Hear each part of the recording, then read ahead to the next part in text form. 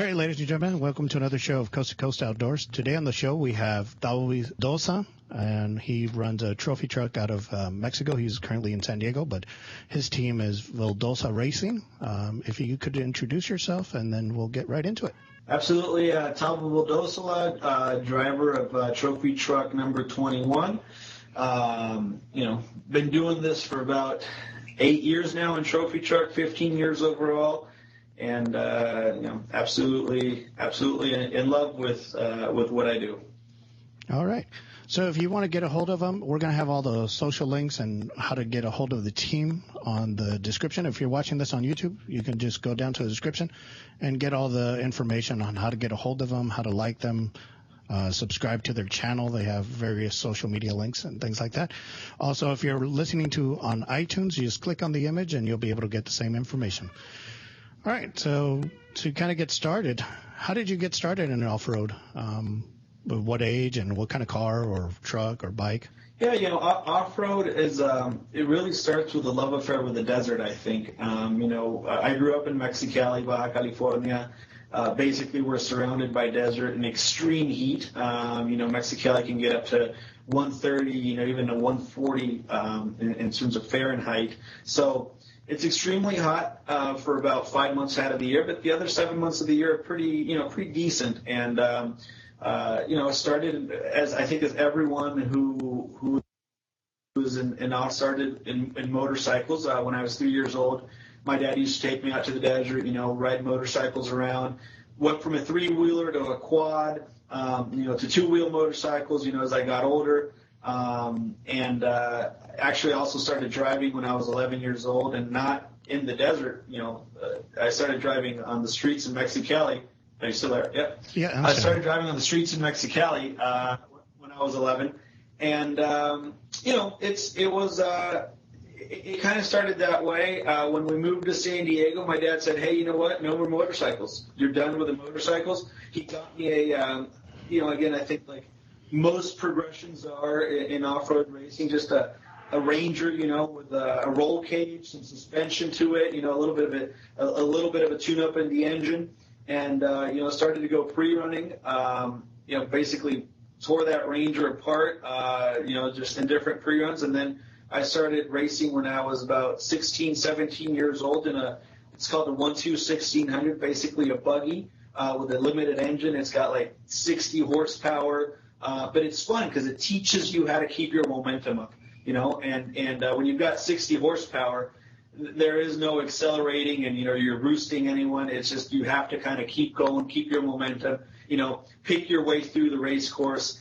And that really, helped out in terms of how I've developed my driving style. And since then, I've raced the Class 12, which is basically a buggy with a slightly bigger engine. Then I went to a pro truck, which is my first truck, 400 horsepower. Finally got some power under my right foot.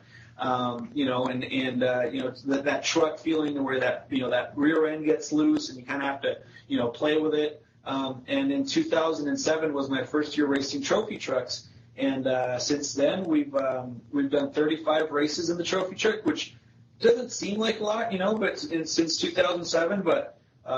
We've been successful at 1 out of every 3 times that we go out, we podium. 2 out of every 3, we place in the top 5, and we've won 6 races here out of those 35. So it's not a bad record for a team that does this as a hobby. Nice. All right. So what started you in the off-road? What got you going in the off-road? More importantly, like, how was the involvement? So what was it, seeing your dad going out with family, or was it you just naturally fall in love with the off-road? Yeah, actually it starts with my dad.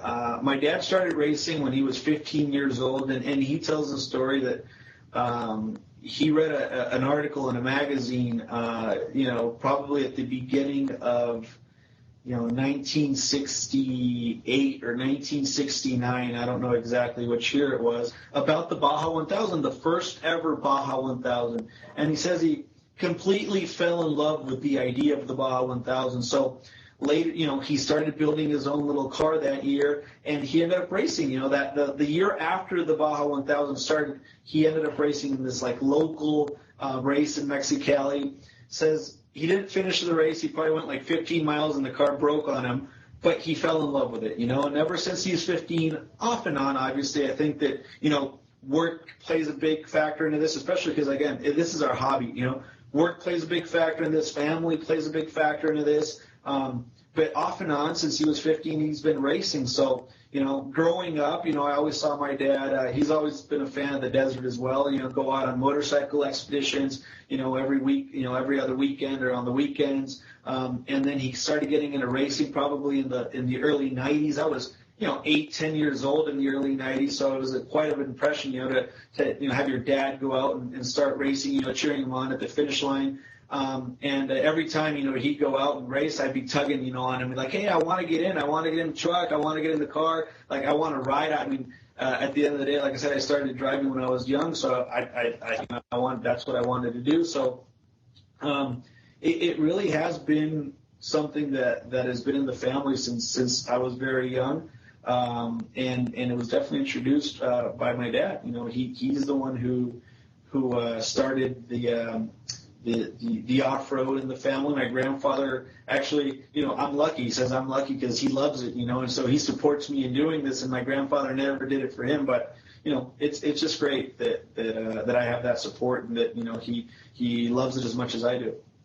All right. How was it driving with your dad? So were you a co-pilot with your dad, or when you start first driving with your dad?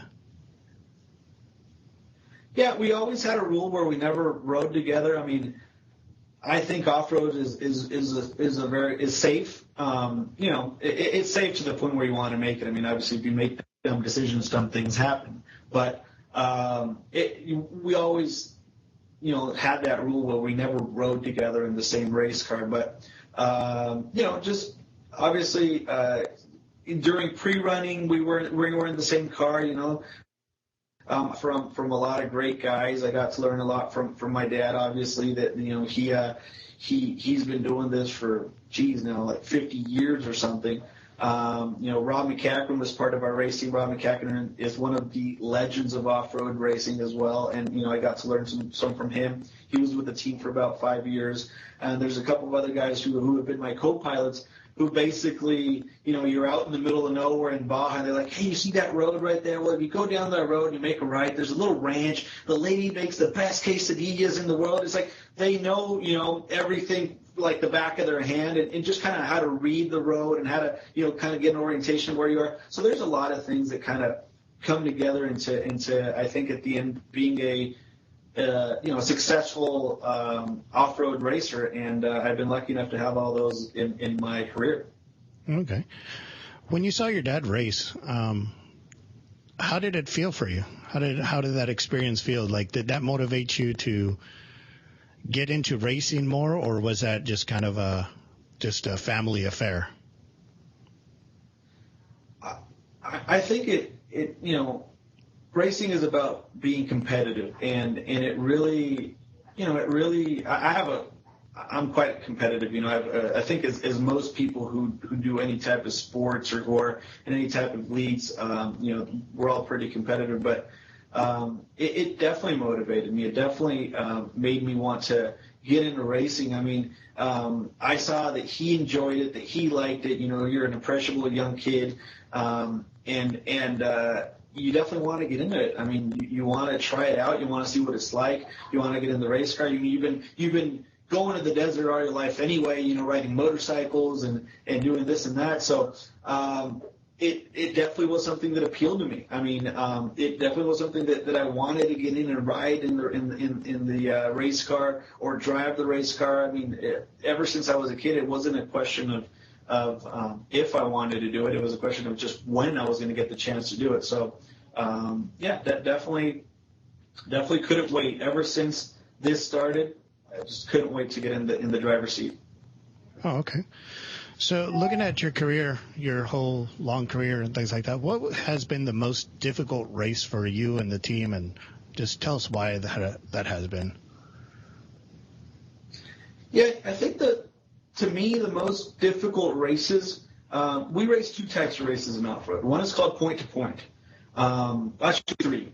One is point to point. So you go from Ensenada to La Paz. You go from say Vegas to Reno. Those are point to point races. Then you have a loop race, and you have two types of loop races. You have one where you do several laps. So you have 3-4 laps, and you have one that's basically one big lap, right?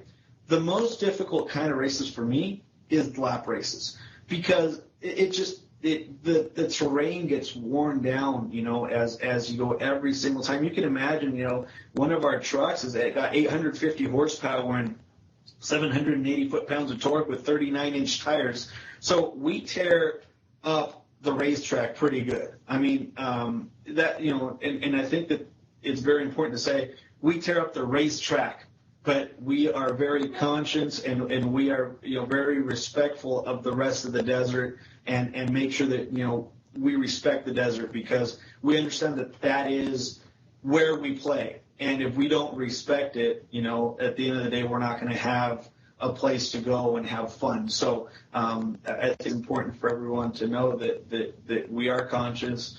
We take care of it because at the end of the day, if you love something, you take care of it, right? But those lap races, I mean, they kill me. And the one that's the most difficult one for me, and I think it's because you start afternoon and it goes into night, is called the Mint 400. It's a race in Las Vegas. I mean, it's one of the if you want to do off-road and if you want to be sort of part of the off-road community in the conversation in terms of one of the best teams out there, you have to do the Mint 400. But I mean it's a difficult, very, very difficult race, and that's definitely been probably some of the hardest racing that I've ever been involved with. Okay. What has been the most enjoyable race, and which one do you enjoy the most, and why? Well, the ones that I enjoy the most are the ones we win usually. Even though I hate the race, if we win it, it always is good. But I think there's two races that I think I would say are probably my favorite. One of them is the Baja 500. The Baja 500, I've been taking cracks at it since 2007 for the overall. We've gotten to second place overall, and this in 2015, we physically finished second, and then uncorrected time went to fourth place, which is my best result since 2010. It's just a difficult nut to crack. I don't know why the Baja 500 is giving me such difficulties, but I love it. I mean, I love it. It's a 10-hour race. It's relatively short, 8 to 10 hours.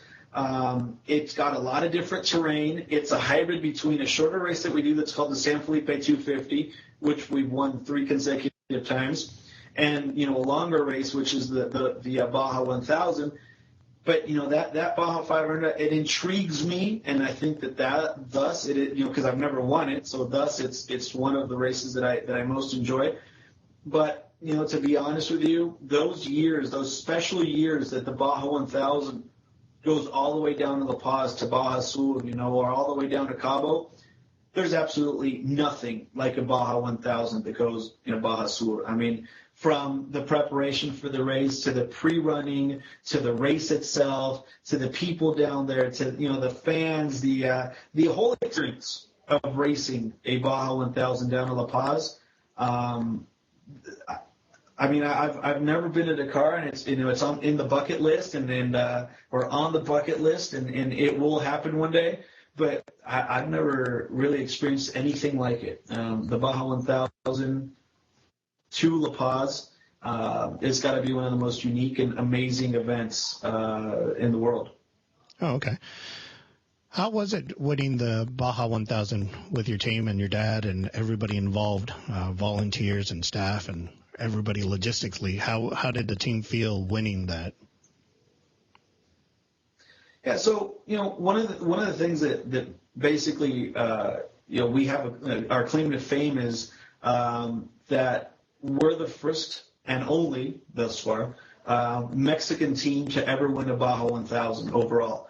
that means that overall means that there's 33 different classes in off-road racing. There's 300 different competitors, and you beat everyone, you know. And the Baja 1000 in 2010, when we were, you know, lucky enough to win it overall, that was the few years. There had never been a Mexican national to win the Baja 1000. So, I mean, the year that it happened also was the bicentennial of the Revolution of Mexico. It was the centennial of the, you know, of the independence. Sorry, the bicentennial of the independence, the centennial of the Revolution. I mean, it was a very special year historically for Mexico, and you know, for us to win it that year, it's kind of like a Cinderella storybook. You know, it was amazing that it all came together in 2010. We were able to win it, you know, become the first Mexican team to ever do it, and obviously extremely proud. You know, I think it was a huge moment for the team. It was a huge moment for, you know, for my dad. You know,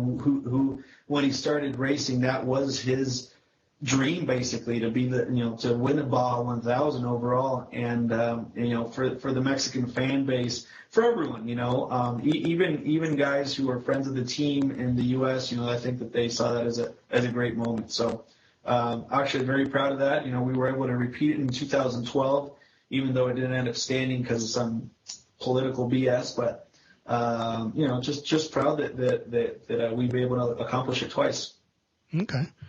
Sounds good. So I think we're all about out of time, but if you guys want to know more on Vildosola Racing, if you're watching this on YouTube, again, you can go down to the description. We'll have all the social media links to their team and everything that they have on there. And if you're watching this on iTunes, just click on the image and you'll be able to get all their information, all that stuff. So thank you for coming on to the show, and thanks for having us on here. Thank you, Carlos, and thank you, everyone.